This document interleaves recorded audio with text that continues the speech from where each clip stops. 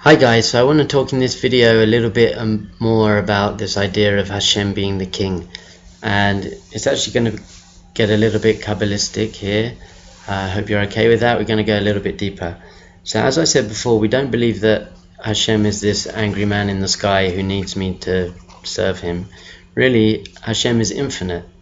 Hashem is everything that there is, was, always will be. The name for God is Yud and Hey and Vav and Hey, which if you spell it out spells Haya, Hoveh and Yihye, which means was, is and always will be. So Hashem is everything. So if Hashem is everything, then what am I? Because you can't have everything and then me or you separate. So our masters teach us that we are Chelek Eloka Mimal Mamash. We are a piece of God. It's a very deep idea how you can have a piece of infinity. It's a very deep idea. We'll get into that later. But this means that actually, rather than being in conflict with this guy who needs me to serve him, I'm actually a piece of this divine energy, this divine flow. And all my life is just trying to reconnect and become and remember that I'm that piece, because I don't always feel like a piece of divine flow. Sometimes I just feel like a lazy animal, which is what I want to talk about a bit today. Kabbalah teaches us that we have actually 5 levels of the soul. The lowest level is called Nefesh, and the Nefesh is really like an animal has a Nefesh. It's our drives, our instincts, our drive for survival and procreation and eating and sleeping is that drive, which isn't always negative. Judaism really respects your physical drives and intimacy and eating, just you have to do it in a very conscious way, but it is our lowest drive. Then we have the Ruach, is the second level. The Ruach is more our character traits and our emotions and our personality. Higher than that we have the Neshama. So the Neshama is the word often used for the soul, and that really means the pure, distinct yet not separate piece of infinity that we are. And then above that we have 2 higher levels, Chaya and Yechida, which are very mystical. I'm not going to talk about them in this video.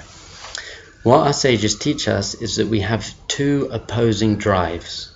One of the drives we call the Yetzer Hara, which is an inclination towards doing negative things or thinking negative thoughts or having that extra piece of cake or not being able to get out of bed or having low self-esteem or judging other people. That's our negative drive. And then we have the Yetzer Tov, which is the inclination towards doing good. And getting out of bed and giving charity and speaking nicely and growth and getting depth and meaning. So we have these 2 opposing drives, almost an animal drive and a godly drive. So we can equate our lower part of our soul, the nefesh, with the more animal drive, and the neshama with the more godly drive. What we're doing is our whole life is made up of just choosing between which one of these drives am I going to let control me. When I wake up in the morning and I'm meant to go to the gym, but I really want to stay in bed. So I've got the drive to stay in bed and I've got the drive to go to the gym. Which one of those drives, which moral choice am I going to make? Am I going to do the right thing? Am I going to pay a little bit extra to get nicer flowers for my wife before Shabbat? Am I going to always go with choosing the right moral choice? That's really what our life is very much about. Making the right moral choice. So when we say on Rosh Hashana that we're making Hashem king, we talk about Hashem as this higher drive, the drive towards doing good. So when I say I want to make Hashem king, it means I want to be in a state of consciousness where I'm letting this drive rule over me. So I have my lower animal drive that's pulling me this way, and my higher godly drive pulling me this way. On Rosh Hashana I say, I'm making Hashem king. I'm making this godly, divine drive the ruler over me, over this constant struggle that I have between good and bad, and laziness and energy, and superficiality and depth.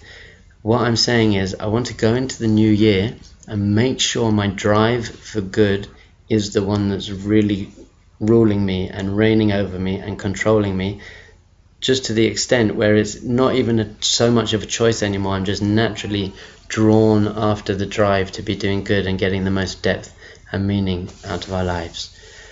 Hopefully we're going to be able to do that this year. I'll see you in the next video.